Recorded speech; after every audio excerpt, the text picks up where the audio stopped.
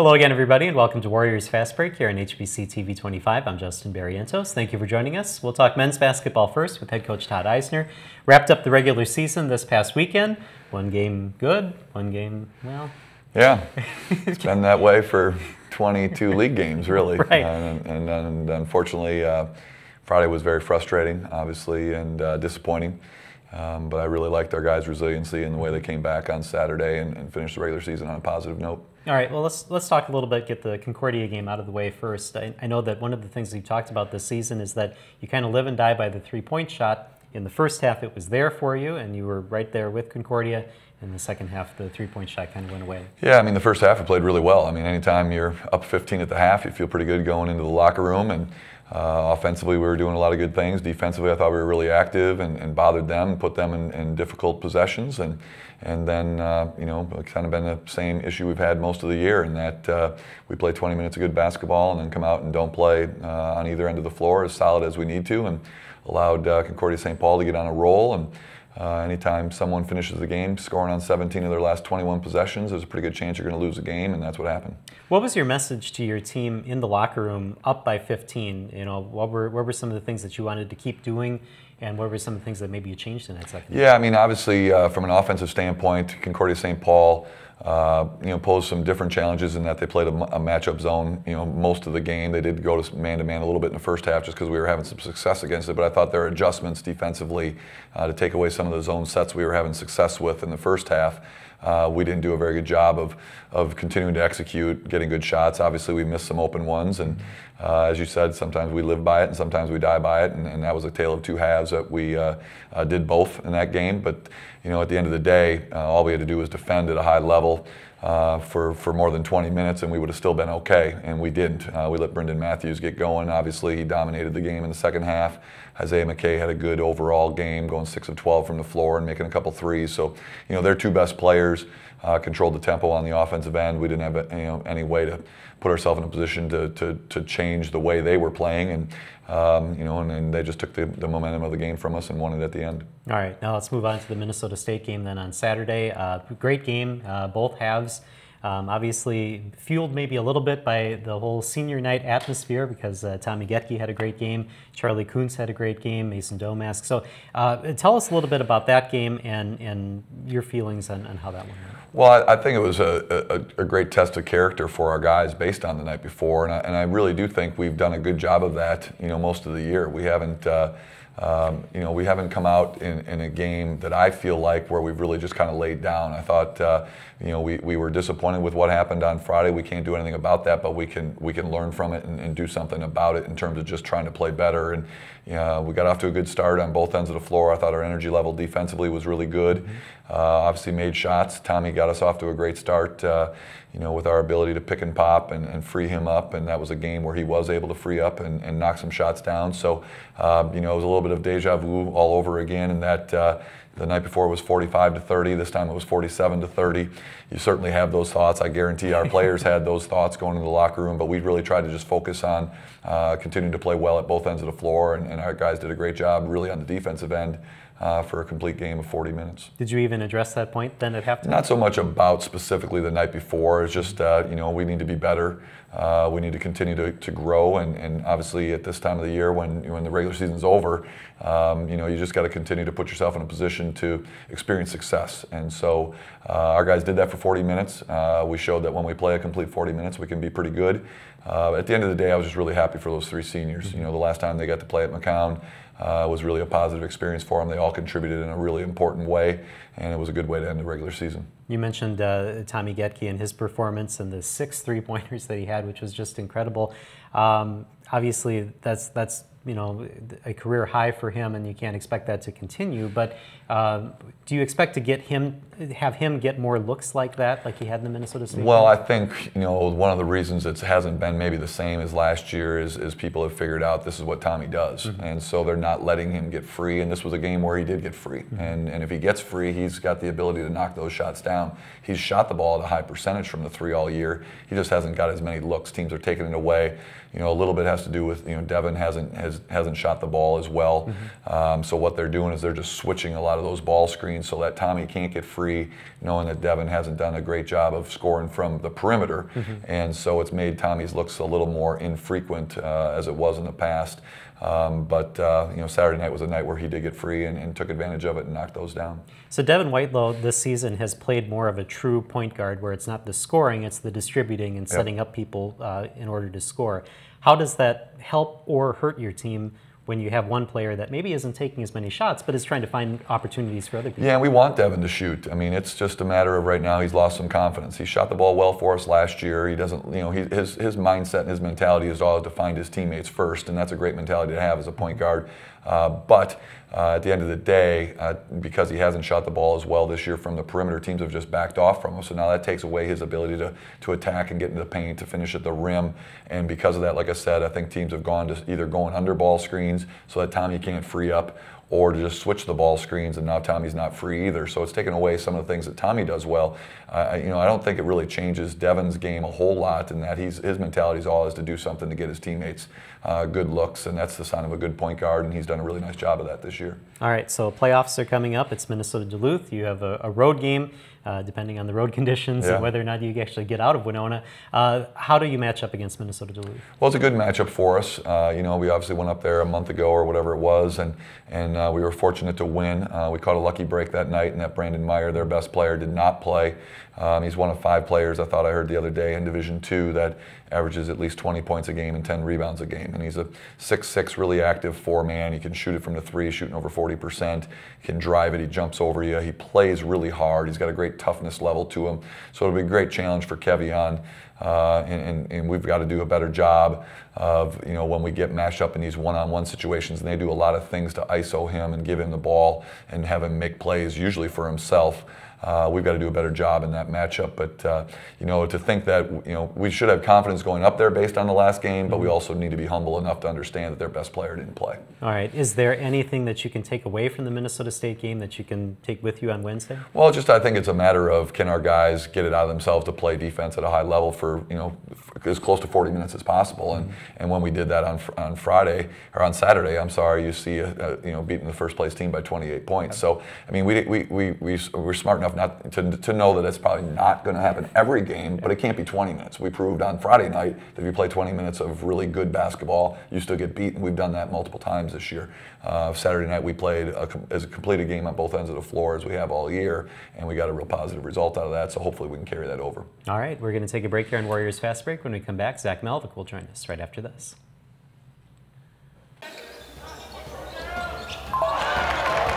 Don't miss out on highlights and score updates from your favorite local college and high school athletics by following HBC TV 25 Sports. Follow us on Facebook, Twitter, and Instagram to get up-to-date information on all the games covered by the HBC sports team. Grab your smartphone and add us on Facebook, Twitter, and Instagram at HBC TV 25 Sports. What's a Southern girl?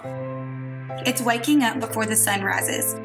It's loving the simple things in life, like the dirt roads that lead you home. It's working hard to get what you want. It's hanging your own stands, breaking your own ground, and strategizing every little move for that one moment when everything you've worked for is standing right in front of you. Even if I fail a million times, I keep pushing myself till I'm exhausted, filthy, and about to give up. And that's when the adrenaline hits. And welcome back to Warriors Fast Break here on TV 25. Zach Melvick now joins us. Obviously, people remember you from your playing career here at Winona State, and you've been here for several years as a coach. I want to ask you first about this weekend's Minnesota State game. Did the games against Minnesota State as a coach mean as much as they did when you were a player? Because that was a big rivalry when you were a player. Yeah, I mean, I guess a little bit, just because you've been part of that rivalry. I think in the last 5 years we've split with them every year too. So I think it's still, I know our guys get it up for it, and it's obviously one on our schedule that we look forward to playing each year. All right. Now, when you graduate as a player, we kind of lose track of you sometimes, unless you come back or you come back for alumni games or that. But after you graduated here from Winona State, you went and you played professionally in Australia. Can you tell us a little bit about that and what that experience was like for you? Yeah, it was a great experience. just to be able to travel to a different part of the world and, continue my playing career and just, just continue to challenge and grow as a basketball player. So, I guess that was just a great experience I was fortunate to have, and, wouldn't have traded it for anything. All right. And then when was the moment that you thought, well, I'm going to try to continue on in basketball and try to coach and decide, well, let's try to find some opportunities for me to coach? Yeah, I always knew, eventually that's what I wanted to do when I was going to be done playing. I guess it kind of hit when we found out we were going to have our first kid and start a family, that is kind of, maybe it was time to switch directions and, hang them up and be done playing. So that was kind of the moment where, it was time to move on and, get into the next phase. All right, and then your next phase started at Arkansas, is that correct? Yeah, well, Arkansas was in between, because I had gotten injured over in Australia and wasn't sure if I was going to be able to come back and play again. So I went down there as a graduate assistant, and then wasn't fortunate able to play again. So went and played, and then got back into it again. Okay, let's go back to that Arkansas experience. What was that like, and what did you learn from that experience? Yeah, just being at a SEC school. Just the structure of being at a high major program and the coaching staff, and just the day to day of how much work they put in, and just kind of getting your first real taste of how a Division I program operates, and just the daily stuff from how they do their individual workouts, to how they prepare for games, to how they recruit, how they do recruiting visits. That was just a kind of an eye-opener, coming from my only other experience was being at Winona State as a player. So it was a great learning experience, a lot of great coaches, and it was just a time where I got to soak in a lot and learn quite a bit. All right, now when we've talked to Coach Eisner about what the different members of the coaching staff do, and we had TJ Lake in here, we asked the big question: what do you do as the assistant coach, and what are some of your duties that you have from Coach Eisner? I can do a little bit of everything. And at this level, that's what with the smaller staff, whether it be travel stuff to workouts, scheduling, itineraries for the weekend, hotels, buses, scouting reports. So I think he hands in a little bit of everything that we do. All right, and how much do you lean on Zach's previous experience here at Winona State and in the NSIC? Yeah, that's been really important. I knew Zach back when he was growing up, 8th grade and 9th grade, when I was head coach at Viterbo. So we had a relationship from a long time ago, prior to me taking the job, and so that was really important when I was given the opportunity to be here at Winona State, that Zach was here, wanted to stay here. We've seemed to work really well. The big thing is Zach didn't mention that if I could probably throw all the other stuff away, Zach's our recruiting coordinator, and obviously, you can have the best travel plans and the best scouting reports in the world, and if you're not getting the players here that we feel that can help us move our program forward, none of those things are really going to matter. And Zach does a great job of just staying after people. He's very persistent. His work ethic is tremendous. But so I rely on him for a little bit of everything. I've given him a lot of responsibilities last year and even more this year on the offensive end of the floor. He's got a very good mind to see things during games, but does a good job of getting our guys prepped for the things that we want to do offensively. We've obviously really gone to a focus on shooting a lot of threes, and they say that you always coach towards the way that you weren't as a player. So I never saw him play, so I don't know if he was a good three-point shooter or not. I like defense. I couldn't guard anybody. No, we don't guard anybody this year either, but we've always been known to defend at a high level, and I couldn't guard anybody, so I don't know if that's a sign that maybe Zach couldn't shoot, but he's done a great job with our guys really in every facet of the program. Well, there's so much there that we could unpack, but unfortunately we're kind of out of time, so I'll ask you one last kind of general question about this weekend, Minnesota-Duluth coming up. You heard what Coach Eisner had to say. What do you have to do to be successful in the first round of the playoffs?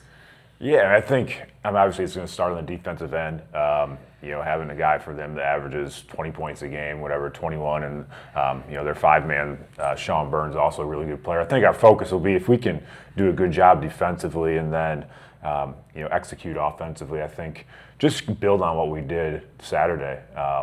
Carry that, and hopefully we have a little sense of urgency with being the postseason. I think it'll be a good matchup. They're a good team, and coming off a game like Saturday, I think is going to help us moving forward. All right. Well, thank you guys for joining us here, and good luck on Wednesday. Thank you. All right, we're going to take a break here on Warriors Fast Break. When we come back, we'll talk women's basketball with head coach Scott Ballard right after this. Follow the EVP Tour Professional Volleyball Tour all year long with Beach Sports Network on TV 25. BSN brings you the very best professional competition in the sand and follows the athletes on tour, which includes Olympic gold medal winners and thousands of young athletes all competing on the most beautiful beaches in the country. Tune in for Beach Sports Network Sunday through Wednesday afternoons at 4:30 here on HBC TV 25. In the beginning, there was dial-up.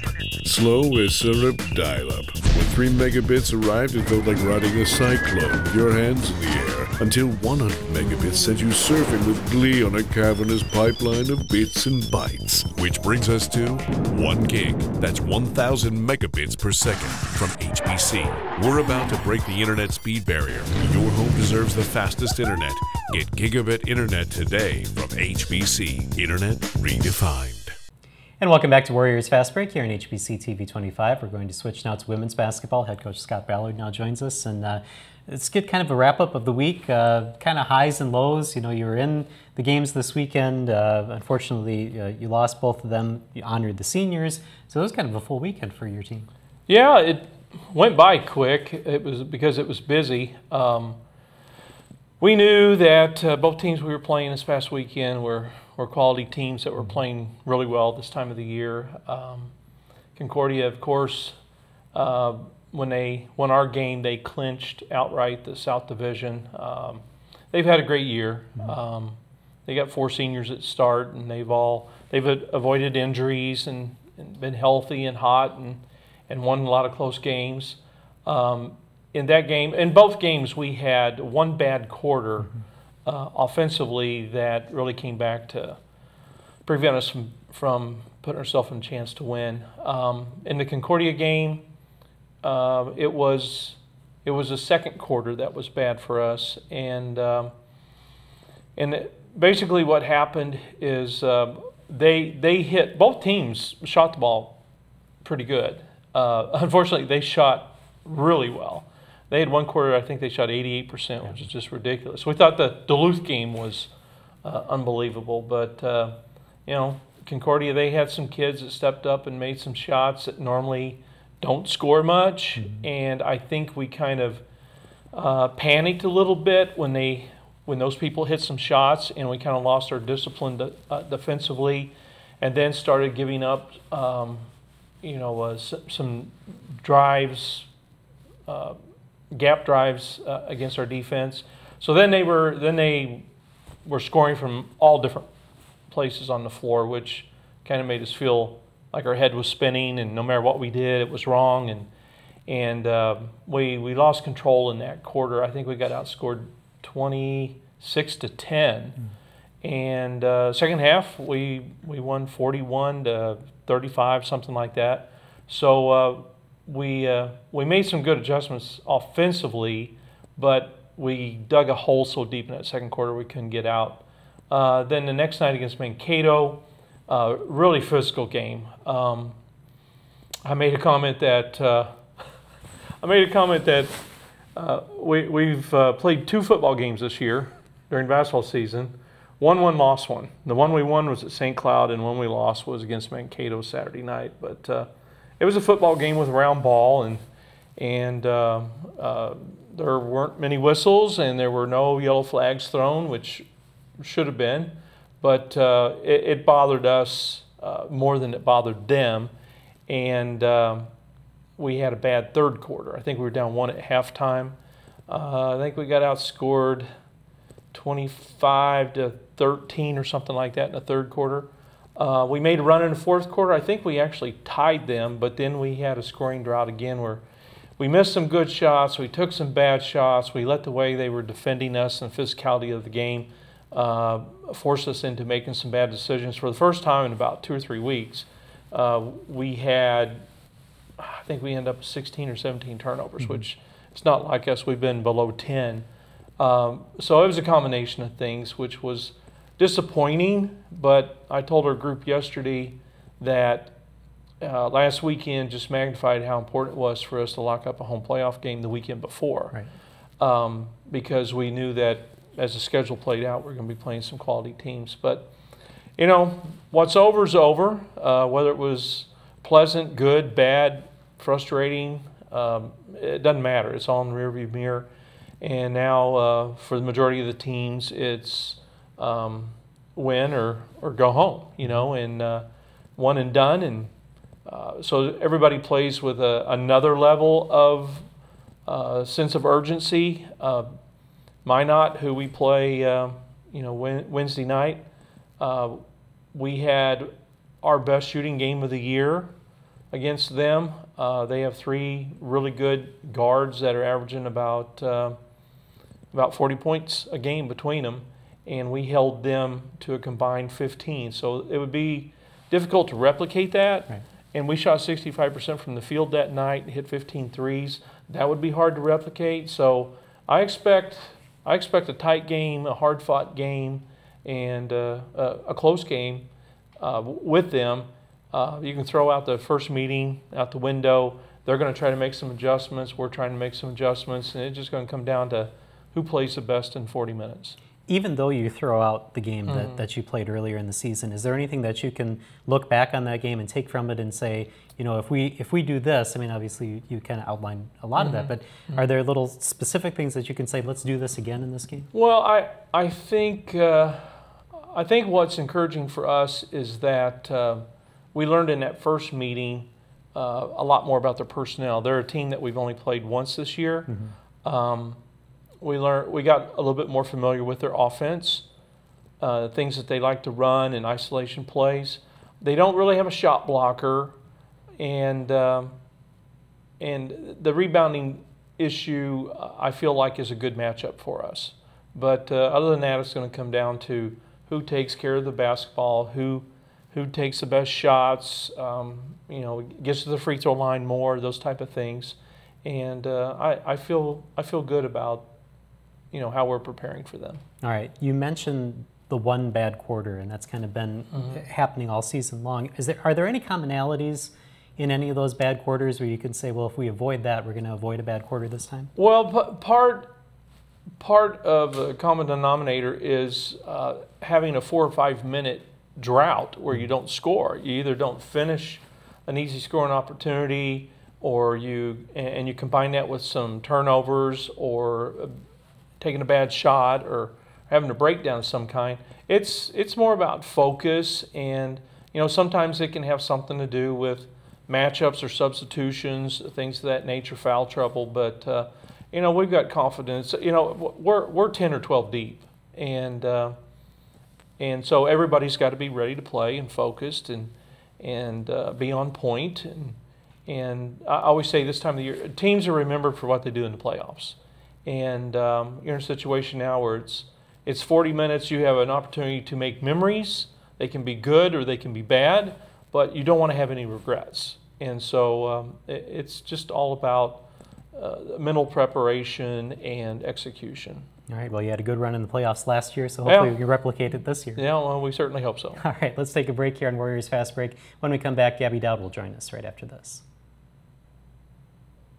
Kelmus Implement Company is an agricultural equipment dealership. Back in 2016, when HBC brought fiber optics to Altura, we saw a huge benefit in internet speeds over previous providers. With our vendors requiring real-time communications with our inventory and parts books, the internet speed has given us an advantage over our competition. I would recommend HBC's products because HBC has helped Kelmus Implement grow. Contact HBC about our lightning-fast home and business internet connections today. And welcome back to Warriors Fast Break here on HBC TV 25. Gabby Dowd now joins us. And, you know, I kind of resist talking about injuries or try not to talk about them too much, but you come in with a walking boot now, so I think we have to mention that just a little bit. You had some surgery in the off-season to get you ready for this year. Can you tell us a little bit about that and what the injury was to your ankle or foot?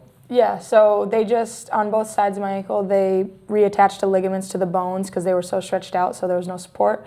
And they sutured those together so I could have more support and not be falling all the time, which I don't know if it's helped all that much. I have not noticed much of a difference there, but it is bionic now, right? Yeah. So yeah, and then they just took some like grown bone that was extra, and then did cartilage repair, and that was that. So are you in this then whenever you're not on the court? No, I'm not. Just because I tweaked it on Saturday, I am wearing this for precautionary measures. Okay, yeah, we did see you come out of the game, and you did come back in.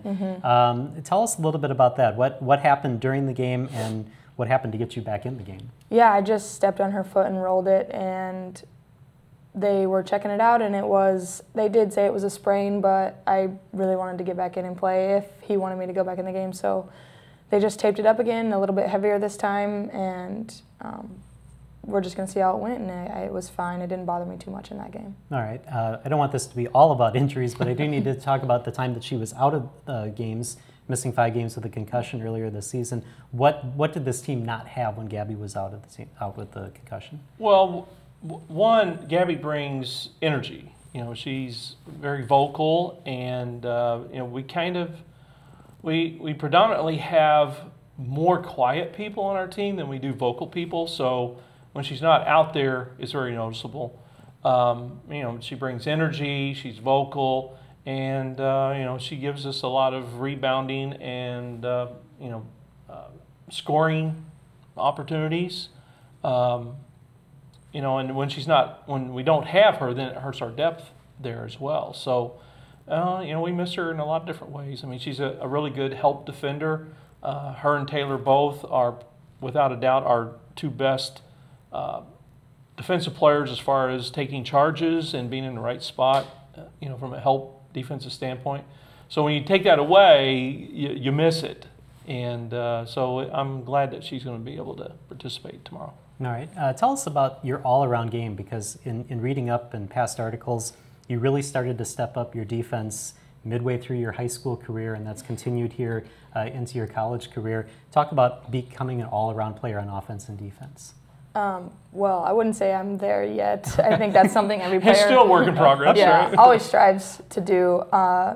It's kind of hit or miss. I think it's just based on focus with rebounding and everything, but the way our defense is set up, it's really makes it easier for us players to just know where we're supposed to be at all times. I mean, based on the player, we know what we're supposed to do. So I think it's a credit to the defense that they have. What makes us all do better in playing defense, because it's really simple to understand, and we're always there for help for each other. So it's nice to know that as long as you send a middle, you're going to have help most of the time. So I think it's just the defense and how it's set up. All right. Now, offensively, 2 of your best games this season have come against Southwest Minnesota State. You had 27 at home, and then on the road, 18, and you added some rebounds in there as well. What was it about that matchup with Southwest that led you to those 2 good games?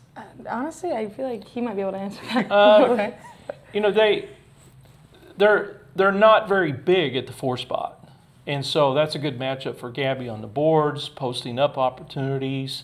And they do a lot of switching too, so many times she would end up with a guard on her close to the basket, which is an advantage for her. Okay. Now, as we said, you know, the good run to the playoffs last year, hopefully that continues this year. You were a big part of that last year. What does this team need to do to have another run like that in the playoffs starting on Wednesday? I don't think we need to do anything. I think we just need to prepare for each game. Like Coach Ballard said, we only have 40 minutes, and I think we took advantage of that last year. We really enjoy our seniors, and I think we want to make it last as long as we can, just like we did with Hannah. So I'm not too worried. I think that we just need to play our game, because I know that when we do and when we don't have those droughts, like Coach said, it's hard for teams to beat us, and so I think that's just all we really need to focus on. All right. Well, thank you for joining us here, and good luck on Wednesday. Appreciate it. Thanks. Thank you. All right, and thank you for joining us here on Warriors Fast Break. We'll see you next time here on HBC TV 25.